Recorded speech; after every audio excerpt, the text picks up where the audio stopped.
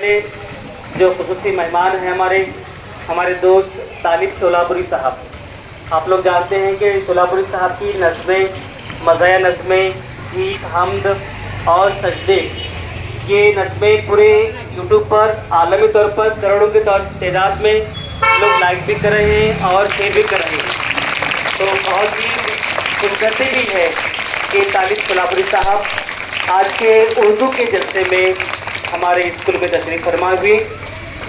उनके बारे में वो खुद आप जान जाएंगे, उनकी जब बात करेंगे उनसे। तालिब शोलापुरी आपसे कुछ मज़ाहिया अशआर भी सुनाएंगे और कुछ उनके बारे में, उनके नज़मों के बारे में भी आपके सामने मुखातिब होंगे। दूसरे हमारे और खुसूसी मेहमान मोहतरम अब्दुल रहमान साहब, आप भी एक बहुत ही बेहतरीन गायक है, आपको उर्दू से बड़ा लगाव है। उर्दू की बहुत सारी जो फिल्मों में नज़में हैं, गीत हैं, आप उनको बहुत ही अच्छे अंदाज में गाते हैं। आपकी आवाज़ मोहम्मद रफ़ी साहब से मिलती जुलती है और आपके चर्चे ऑर्केस्ट्रा के ज़रिए से दिगर प्रोग्रामों में भी अब्दुल रहमान साहब अपनी आवाज़ का जलवा दिखाते हैं।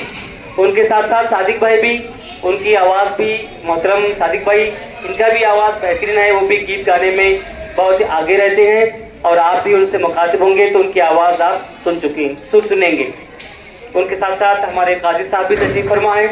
प्यारे बच्चों, आज का ये जलसा मनाने का मकसद यही है कि हमारी जो मादरी ज़बान है उर्दू, जो हमारी माँ की ज़बान है, जो हम उर्दू बोलते हैं अपने घरों में, अपने मुल्क में, बच्चों ख़ास तौर पर बताना चाहूँगा मैं आपको, ये ज़बान किसी एक कौम, किसी एक फ़िरके की या किसी एक मज़हब की नहीं है, बल्कि ये असल में हिंदुस्तानी ज़बान है, हमारी भारत की ज़बान है, ओरिजिनल हिंदुस्तानी है। तो क्या खूब कहा इकबाल अशर ने, क्यों मुझको बनाते हो तासुब का निशाना,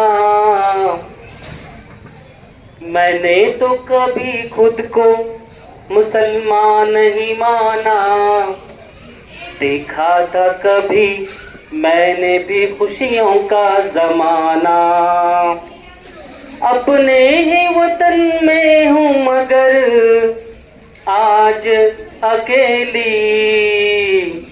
उर्दू है मेरा नाम, मैं खुसरो की पहेली। इकबाल अशर ने बिल्कुल सही कहा, लेकिन आज के दौर में हम इकबाल अशर साहब को उर्दू को कहना चाहेंगे कि भाई आप हिंदुस्तानी हैं, आप अकेले नहीं हैं, आपके साथ पूरा मुल्क है। आपकी ज़बान, आप लोग देखते होंगे जितने भी फिल्में बनी हैं आज, वो पूरी उर्दू ज़बान में हैं, भले ही उसे हिंदी का नाम दिया गया। जितने भी गीत हैं, हम गीत सुनते हैं, फिल्मों के गीत, कई 70 सालों से, 50 सालों से, 100 सालों से जो फिल्म इंडस्ट्रीज़ में जो गीत लिखे जाते हैं वो सिर्फ उर्दू ज़बान में ही हैं। जैसा हम देखते हैं अपने उर्दू ज़बान का लगाव, कहीं गीत बनता है, समझो फर्ज करो गीत चल रहा है कहीं से, वो अक्सर शादी में होता है गीत, वो दुल्हन रुखसत होती रहती है और हम उसके गीत सुनकर हमारे आंखों में आंसू आते हैं। तो बिल्कुल जितने भी गीत लिखे जाते हैं वो उर्दू ज़बान में लिखे गए हैं। हमारी ये प्यारी उर्दू ज़बान हिंदुस्तानी ज़बान है, इसकी तरक्की, इसको बढ़ाने के लिए हम कोशिश करते रहेंगे। जो गैर मुस्लिम भाई हैं उनको भी उर्दू की अहमियत समझाएंगे।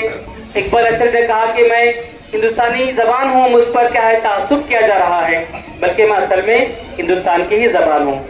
तो यहाँ पर मुख्तसर ये है कि आज के उर्दू दिन के मौके पर अभी जो मसरत मैडम ने बेहतरीन अंदाज में, उनके बोलने का अंदाज इतना अच्छा लग रहा था कि जैसे हम रिश्ता पर वगैरह दिल्ली के प्रोग्रामों में अनाउंसर सुनते हैं, उर्दू की मालूमात सुनते हैं, उनके बोलने का अंदाज, उनके उर्दू और उनकी उर्दू की जो मालूमात उन्होंने जमा की, वाकई उनका ये उर्दू का सुनकर मैं बड़ा खुश हुआ और होना भी चाहिए, क्योंकि उर्दू ज़बान इतनी शीर्नी है, इतनी मिठास है, उसमें इतनी लगाव है, इतनी दिलचस्पी है।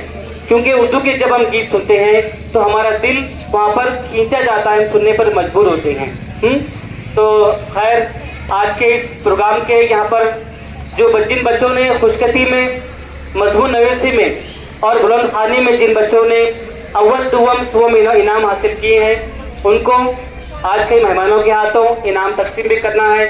बच्चों ने तकरीबन 8-10 दिन से इम्तहान देकर बैठे हैं कि भाई उन्हें इनामात का इंतज़ार है, तो मैं ज़्यादा वक्त न लेते हुए यहाँ पर आए हुए मेहमानों का फिर एक बार मैं हमारे स्कूल की जानिब से उनका इस्तकबाल करता हूँ और शुक्रिया अदा करता हूँ।